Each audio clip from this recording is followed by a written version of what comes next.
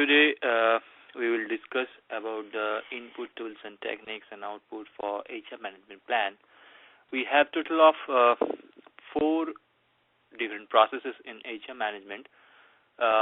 One is in planning, this is the plan, human resource management, and 3 others in executing, which are acquire project team, develop project team, and the manage project team. So in HR management plan, as in any subsidiary plan, you will get a project management plan as the input. Also, you will have the activity resource requirement. As you remember, this was we did on the time management estimate activity resource. We got our output as activity resource requirement. And then the enterprise environmental factor, organization process assets also as an input. So this activity resource requirement will give you the human resource as well. So you will get the input here. Now, the tools and techniques, you will be using organization chart and position description, where you will just positions your resources based on your organization hierarchy.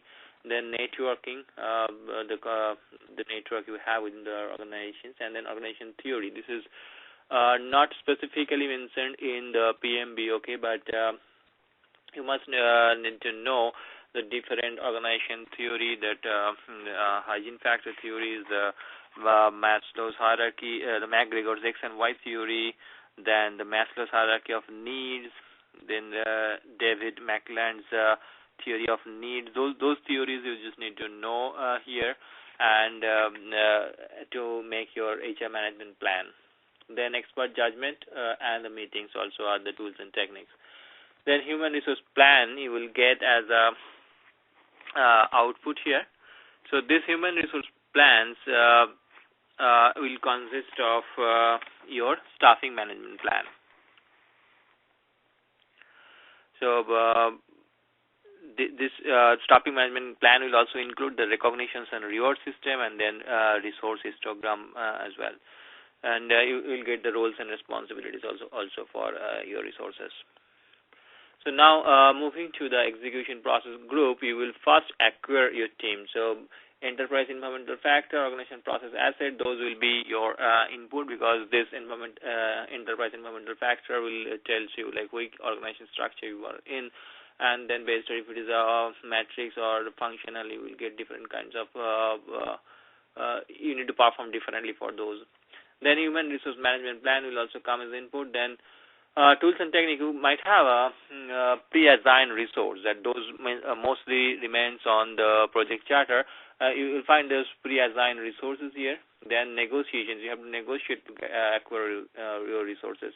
Then acquisitions, you can just buy some other companies, or then you can just acquire some other resources by some other means. Then acquisitions also are tools and techniques here. Then virtual team, you can have a team all over the world. You can just virtually present over the maybe video conferencing, teleconferencing, and you can just work from virtually from anywhere else. You just have a virtual team as well. Then multi-criteria decision analysis is also one of your tools and techniques.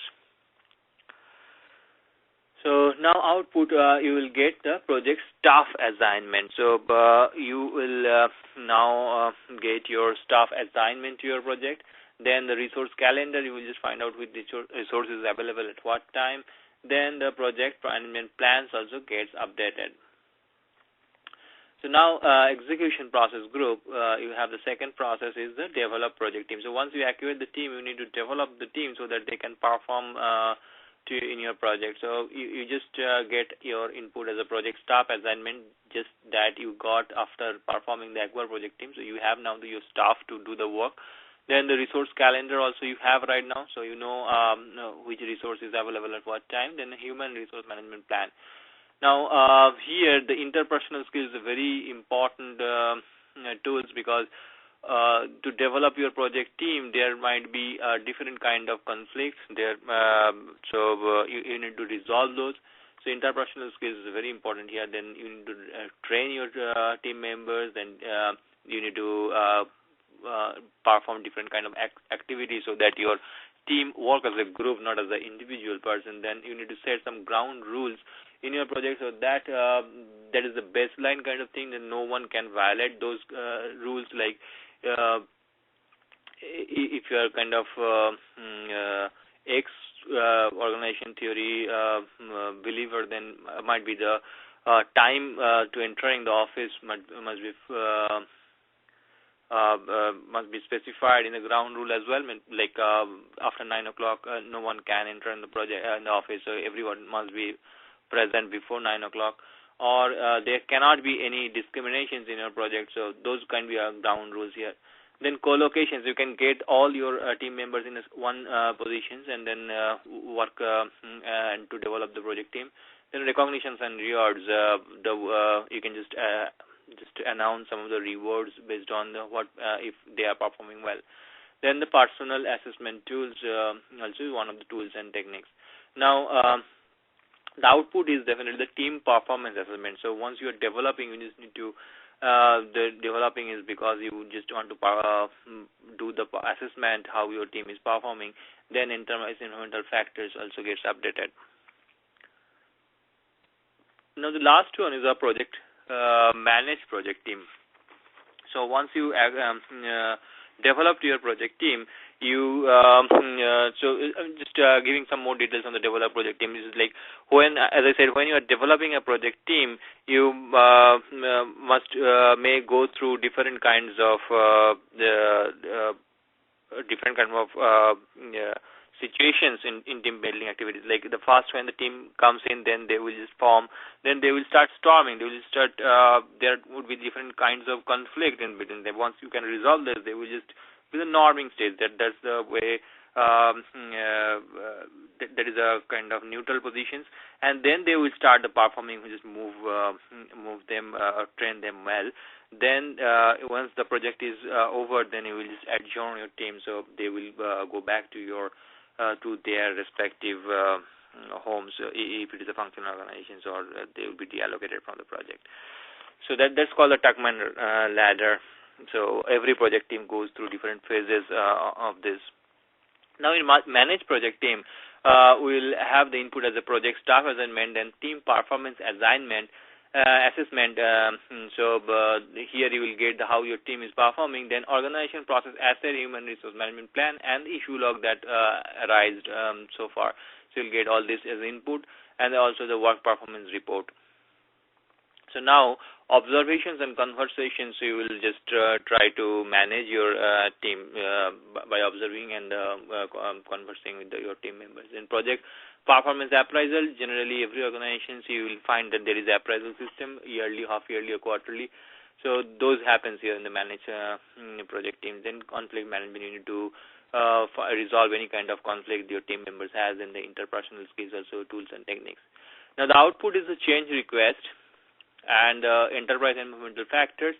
The change request is pretty much common in any executions or the monitoring and process group. So everything might not go as per the plan, so you will just definitely get a change request. Then organization process asset get updated, project management plans get updated, and the project document gets updated. So in the conflict management also, you can get different kinds of conflict. You can apply different kind of conflict management, like withdrawal, smoothing, forcing, compromising, or collaborating. So depending on the situations, you must understand and then apply the kind of conflict management strategy, or based on your own nature also, you just can apply different kinds of conflict management strategy. So that is it for the project HR management. And just read some of the topics outside of the PM book on the organization theory. You will get definitely some questions on the organization theories.